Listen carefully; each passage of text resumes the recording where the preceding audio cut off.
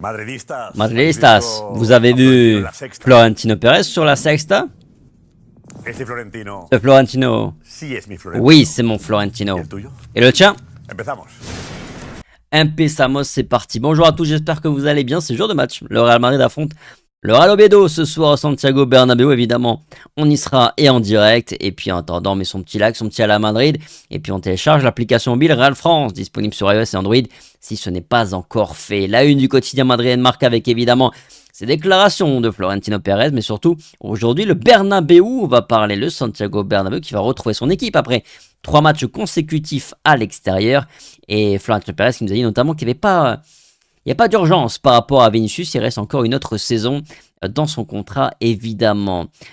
Qu'est-ce qu'on a d'autre avec Kylian Mbappé aussi? Oui, qui s'entraîne normalement et qui devrait être titulaire ce soir. Carvajal également est de retour. Et Arbeloa qui a parlé des 7 Ligas volées qui avaient été évoquées par Florentino Pérez en conférence de presse. Bien sûr, je confirme, a-t-il déclaré. Du côté de As, le socio vote, le socio évidemment qui sera au Santiago Bernabéu aujourd'hui et qui va juger l'échec de cette saison, le fracas de cette saison évidemment dans un match qui n'a aucune importance. La réalité, Enrique Riquelme également pense à se présenter à la présidence, aux élections tout simplement, mais il demande plus de temps, il est sorti du silence. L'homme d'affaires espagnol, on l'écoutera après. Florentino qui a dit en tout cas qu'il ne le connaît pas. Du côté de Marca, Mourinho a élevé la compétitivité du côté du Real Madrid. C'est Florentino Pérez qui l'a dit hier dans cette interview entretien avec Josep Pedrerol. On l'a décrypté, détaillé, évoqué, analysé avec Rota dans un live hier soir. Donc je vous invite à aller le voir si vous voulez le compte rendu total et notre avis total sur le sujet. Aujourd'hui, on va plutôt se concentrer sur la revue de presse. En tout cas, ce qu'il nous a dit notamment comme déclaration forte, c'est oui, il y aura des recrues cet été, mais après... Est-ce que ça veut dire des grandes recrues ou quelques recrues comme ça, tout simplement? Voilà, évidemment, on peut jouer facilement sur les mots, même s'il a dit « je signe toujours les meilleurs ». Et après, il a pris en exemple Figo, Zidane, R9 le Gros, il a dit Ronaldo le Gros, entre autres, etc. Évidemment, Kylian Mbappé. On ne s'est pas trompé non plus par rapport à Xabi Alonso et ouais, posture très victimaire quand même du président du Real Madrid, voilà, qui met un petit peu toute cette saison et ses échecs sur... le manque de préparation lié justement à cette saison. Bon, on a quand même un contre-exemple assez évoquant, le Paris Saint-Germain qui est allé plus loin encore que nous en finale. Et pour autant, le PSG, ils sont bien en place. Ils sont bien en place, c'est en finale d'une nouvelle finale de Ligue des Champions. La lettre de Enrique Riquelme, donc à destination de Florentino Pérez, donc je ne vais pas forcément la traduire, elle dispose sur real-france.fr si jamais vous voulez la retranscription totale, mais... Grosso modo, pour synthétiser, il demande du temps à Florentino Pérez. Voilà, il a fait beaucoup d'éloges du président. Il a un petit peu caressé dans le sens du poil. Voilà, évidemment, très politisé ce communiqué, cette lettre ouverte au président madrilène. Mais grosso modo, il demande plus de temps pour pouvoir faire des élections, évidemment, en bonne et due forme. Florentino Pérez a répondu que, lui, en 2000, quand il a pris la présidence du Real Madrid, il n'avait pas demandé du temps. Mais on va voir après, il avait un peu plus de temps quand même que là, ce qui est proposé à Enrique Riquelme.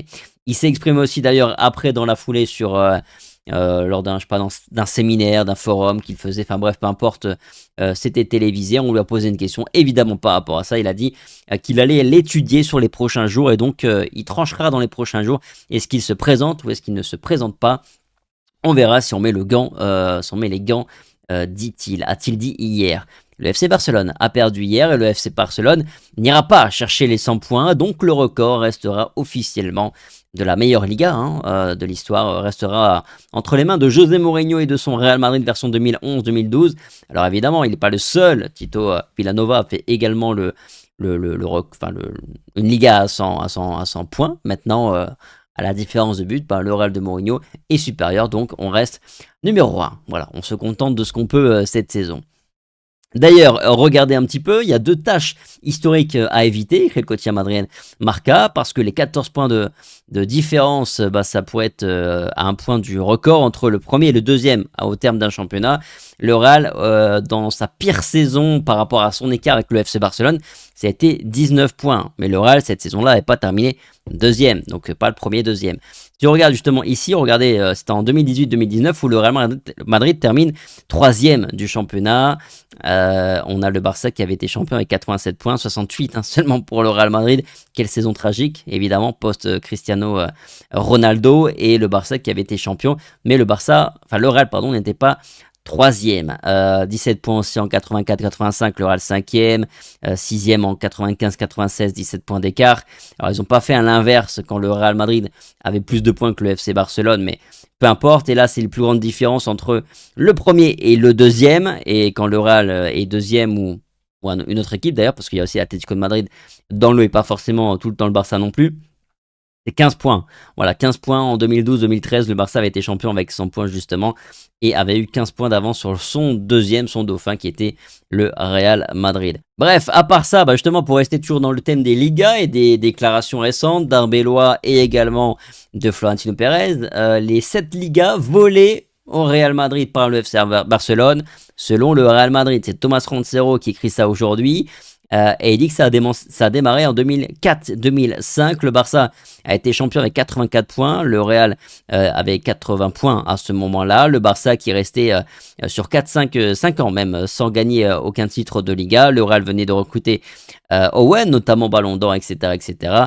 Et déjà là, c'est la première saison selon laquelle où le Real a été un petit peu volé. Bref, parce qu'il y a eu un petit peu du changement administratif côté Barça, côté Liga également. Et au niveau des stats, ils ont sifflé 10 pénaltys en faveur du FC Barcelone, le double du Real Madrid. Cette saison-là aussi, on a constaté que le FC Barcelone n'avait reçu que 2 cartons rouges contre 5 pour le Real Madrid et les adversaires 6, notamment côté Barça, le double des adversaires du Real Madrid. Les joueurs du Barça avaient pris 78 cartons jaunes sur l'ensemble de la saison, 97 pour les joueurs du Real Madrid, 21 de plus. Bref, c'est ici que ça a été entaché.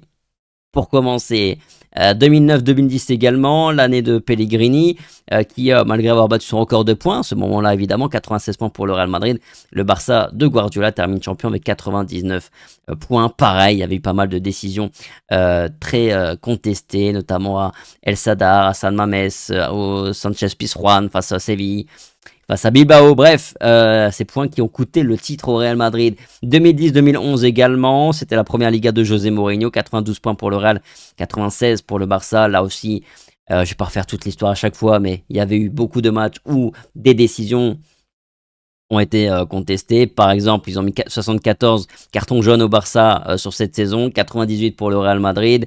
Les cartons rouges, 7 à l'avantage du Barça, 2 contre le Barça. Bref, c'est aussi la fameuse année où un jour en après-match, José Mourinho se pointe et commence à réciter les 13 erreurs de Klaus Gomez, qui avait été l'arbitre de la rencontre face à Almeria, 0-0. On a également 2014-2015, la première Liga, après avoir gagné la Ligue des Champions. Il y avait les 2 derbys face à l'Atlético de Madrid, qui a fait beaucoup rager Madrid, et 94 points pour le Barça champion, 92 pour le Real Madrid. 2015-2016, la première saison de Zinedine Zidane. 2020-2021 également, sur la deuxième saison en pleine pandémie, donc le stade vide.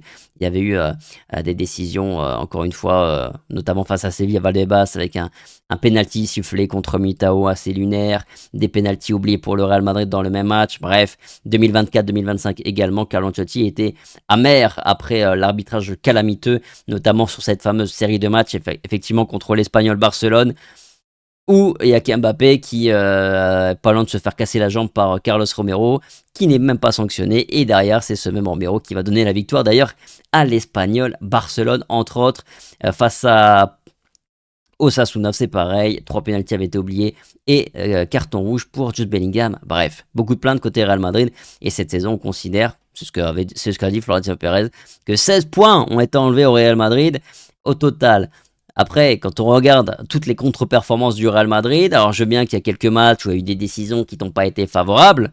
Maintenant, il faut arrêter un peu d'être des chialeuses, parce que si t'es pas capable de battre le Rayo, Elche, Girona, Celta, Osasuna, Getafe, Mallorca et Girona, bon, tu peux comprendre qu'à toi-même, en fait. Hein. Tu peux t'en prendre qu'à toi-même, même s'il y a peut-être quelques matchs où, encore une fois, tu as été pénalisé. Tu peux juger avoir été pénalisé. Dans la moitié de ces matchs-là, t'as plus de la moitié de ces matchs-là, t'as pas été pénalisé. Juste, t'as pas été bon. Voilà. Et même dans des matchs où t'as été pénalisé, un bon Real Madrid qui n'a pas l'arbitrage en sa faveur doit être capable de gagner la grande majeure partie des équipes du championnat. Bref, match ce soir, Mbappé Carvajal attendu et devant le tribunal du Santiago Bernabéu. Est-ce qu'ils seront titulaires? On verra bien. Carvajal, je ne pense pas. Mbappé, c'est beaucoup plus plausible. Il est annoncé titulaire, en tout cas dans le Marca, avec Mastantuono, Vinicius, Bellingham, Tchouaméni, Camavinga, Rudiger, Trent, Asensio, Fran Garcia, Thibaut Courtois, ok, du côté d'Oas.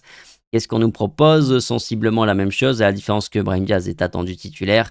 Bellingham, Tchouaméni, Camavinga, Flan, Asensio, Rudiger, Trent. Pas de surprise. Même si moi je pense qu'on peut s'attendre quand même à des surprises. Parce que Arbeloa a dit qu'il a donné du temps de jeu à ceux qui en ont eu moins et qui le méritent. Je serais pas surpris qu'on voit pas mal de jeunes quand même sur ces 3 derniers matchs. Et j'ai même envie qu'on voit des jeunes sur ces 3 derniers matchs. 500 000 euros, c'était la prime qui était promise aux joueurs du Real Madrid dans le cas d'élimination face au Bayern. C'est José Félix Diaz qui nous a appris cela hier. 500 000 euros par tête. 500 000 euros par tête en cas de qualification pour les demi-finales de Ligue des Champions en éliminant le Bayern Munich. On comprend un peu mieux pourquoi ça courait un peu plus peut-être. Le PSG qui sonde Fede Valverde, c'est As qui nous en parle également. Alors il y a El Changuito qui en a parlé aussi hier, donc à suivre. Le conflit notamment avec Tchouaméni, évidemment, là, le fait que Valverde, ça pourrait être un joueur qui pourrait être vendu si jamais offre intéressante venait arriver sur la table. On dit, As nous dit que 100-120 millions d'euros, ça pourrait faire craquer le Real Madrid pour Fede Valverde. Il y a Manchester City aussi qui serait un petit peu sur le dossier Fede Valverde. Bon, affaire à suivre. Maintenant, pour l'instant, le footballeur reste dans le même état d'esprit. Continue au Real Madrid, quelque chose qui n'a pas changé même après cet épisode polémique. Le PSG a montré le bout de son nez, à mon avis, plutôt que l'oreille, au cas où il changerait d'avis. Enrique Riquelme qui a pris contact avec Klopp, c'est El Confidential qui me dit ça. El Confidential, c'est sérieux, donc on peut le prendre un petit peu au sérieux, même si ça reste à confirmer. Le candidat, en tout cas celui qui pourrait être candidat à la présidence du Real Madrid, a réuni les personnes qui pourraient l'accompagner dans cette aventure pour établir une stratégie. Il pourrait arriver au Real Madrid aujourd'hui, en tout cas, même s'il a dit qu'il allait prendre quelques jours de réflexion. Je pense qu'il va essayer de pousser la réflexion au plus loin. Riquelme a tenu récemment des réunions avec l'entourage de Jürgen Klopp, un profil qui estime être un succès au club. L'homme d'affaires est en contact depuis longtemps avec l'entourage de l'Allemand, au cas où il pourrait franchir le pas vers la présidence. A noter que je vous en ai parlé hier. Jürgen Klopp, il en avait parlé déjà en 2021. Voilà, parce que si Rota il était là, Rota il me dirait... Oui, mais Klopp, c'est facile, il fait sortir le nom de Klopp parce que Klopp, dans les sondages, c'est celui qui venait en premier pour les fans du Real Madrid, l'entraîneur qu'il voulait voir pour la saison prochaine, donc c'est facile, un choix un petit peu populiste, sauf que Klopp, il en a parlé déjà en 2021, l'ami Enrique Riquelme, donc pour le coup, on peut dire que c'est pas forcément que tendancieux, en tout cas. À part ça, petite réaction hier dans les médias espagnols sur différents sujets, notamment d'abord sur Florentino Pérez et son interview hier sur la Sexta. Il a été spectaculaire, José Luis Sanchez. Florentino Pérez a récupéré une partie des gens qu'il a perdu ce mardi, dit Juanfe Sanz Pérez, après sa première intervention, évidemment en conférence de presse qui avait été absolument catastrophique à tous les niveaux, et particulièrement sur la forme. Alors je comprends un petit peu ce qu'il veut dire, c'est-à-dire que, et je suis d'accord, sur la forme, et je parle uniquement sur la forme, il s'est un petit peu rattrapé. En tout cas, après c'est pas dur, mais mardi on a quand même vu un petit peu un papy Zazin, qui était évidemment très perturbant. Là, hier, on a vu quelqu'un d'un peu plus normal et finalement dans sa posture habituelle de président du Real Madrid. Après, sur le fond, effectivement, il y a des choses à dire et on les a évoquées hier dans la vidéo avec Rota. C'est dispo sur la chaîne si jamais c'était un direct, même un live. J'ai aimé Florentino Pérez, Juanma Rodriguez également sur El Changuito. Bon, après, c'est eux qui ont l'interview. La Sexta, c'est évidemment associé. C'est la même boîte, la même société. Florentino Pérez répond à la demande de temps de Riquelme donc. Il l'a évoqué hier avec Pedrerol à nouveau. Que l'on reporte, mais moi en 2000, j'ai pas demandé plus de temps, a-t-il dit. Anton Miana a vérifié un petit peu les comptes sur la Cadena Nasser et il a eu plus de temps quand même, Florentino Pérez, pour présenter, faire participer à ce processus électoral, parce qu'à l'époque, ça avait été annoncé un 30 mai et le vote avait été effectué le 16 juillet. Donc bon, il y avait eu un petit peu de temps. Là, d'ailleurs, le Real Madrid a officiellement lancé le processus ce jeudi 14 mai. Donc les candidatures peuvent être déposées entre le 14 et le 23 mai, a communiqué le Real Madrid. Et évidemment, si aucun candidat ne se présente, Florentino Pérez sera automatiquement reconduit dès le 24 mai sans passer par un vote. L'occasion d'ailleurs de rappeler un petit peu quelles sont les conditions à remplir pour se présenter, avoir la nationalité espagnole, être majeur et disposer de la pleine capacité juridique, être à jour de ses obligations vers le club, être sociaux depuis au moins 20 ans sans interruption, ne pas faire l'objet d'aucune sanction empêchant l'exercice de fonctions de dirigeant, ne pas être dirigeant d'un autre club, ni exercer joueur, arbitre, entraîneur ou technicien au moment de la candidature, présenter une garantie bancaire couvrant au minimum 15% du budget global des dépenses du club appuyé uniquement sur le patrimoine personnel du candidat. On parle de 187 millions d'euros, des chiffres qui sont sortis ce matin. Bref, voilà, ces dernières conditions sont souvent considérées comme la plus difficile à remplir. Oui, il faut être très très riche pour être candidat à la présidence du Real Madrid. Et regardez aussi, pour terminer sur le sujet un petit peu, regardez toutes les élections à la présidence de Florentino Pérez, qui avait perdu en 1995. On a tendance un petit peu à l'oublier, mais c'est la vérité. Il avait perdu de pas grand-chose, par ailleurs, 39,6% devant Mendoza, qui avait été élu avec 41,5% en 2000. Donc il l'emporte, 49, un petit peu moins de 50%, devant Lorenzo Sanz, qui était sûr de gagner à ce moment-là, quand il lance les élections en tout cas. Florentino Pérez en 2004 s'impose très largement, il écrase Lorenzo Sanz qui avait tenté une revanche en 2009, en 2013, en 2017, en 2021 et en 2025 également. Personne ne s'est présenté face à Florentino Pérez. Donc sur les 5 dernières élections, il est passé sans même passer par le vote parce que tout simplement personne ne s'est présenté face à lui. Entre-temps, à noter aussi quand même qu'il a durci encore un peu plus les conditions pour se présenter en tant que président du Real Madrid. À part ça, qu'est-ce que j'avais d'autre à vous proposer ce matin? Autre réaction, j'imagine, qui m'a le plus interpellé, c'est que Florentino Pérez dise qu'il n'y a pas d'urgence dans la prolongation de contrat de Vinicius. Sur la Copé également, Enrique Riquelme dispose de seulement 5 jours pour réaliser toutes les gestions et présenter sa candidature pour être président du Real Madrid. C'est ce qu'il disait hier, mais il semblerait quand même qu'il a un peu plus de temps. Demain, si le processus s'ouvre, donc aujourd'hui, les élections, ce sera dimanche 7 juin, nous dit-il. Donc ça va arriver très très vite. Mijatovic, tiens, que l'on sait proche de justement ce fameux Enrique Riquelme qui pourrait se présenter face à Florentino Pérez, dit qu'il le connaît très bien, il était sur la canne hier, mais qu'il ne lui conseillerait pas de se présenter à ces élections. En tant qu'ami, je crois que c'est très précipité, qu'il est jeune et qu'il a encore le temps. S'il me demande de faire partie de sa direction, je lui dirais que je ne peux pas l'aider, dit Mijatovic, donc il refuserait le poste. Mijatovic, toujours qui a parlé un petit peu plus du sportif, après 2 années sans gagner, le Real doit prendre des décisions difficiles, il faut remercier certains joueurs et se concentrer sur d'autres, il faut faire beaucoup de changements et même voir des joueurs qui sont considérés aujourd'hui comme des idoles, les voir partir, les vendre. Et Mijatovic, par rapport à Vinicius Mbappé, évidemment, on l'a emmené du coup derrière sur ce débat-là. Peut-être qu'il faut le penser sérieusement, voilà, à vendre l'un de ces 2 joueurs. Après, il faut voir l'entraîneur et voir la structure sportive. Qui sera à la tête de cette structure sportive, José Mourinho, l'entraîneur notamment. Mais en tout cas, fermer les yeux et continuer comme ça avec les 2, ce serait une terrible erreur, dit Mijatovic. Et enfin, pour terminer sur le match de ce soir, est-ce qu'il y aura des sifflets pour Kylian Mbappé ou pour toute l'équipe? Romero qui dit qu'il y en aura pour tout le monde, mais demain Mbappé sera sans doute au centre, enfin ce soir, au centre des attentions.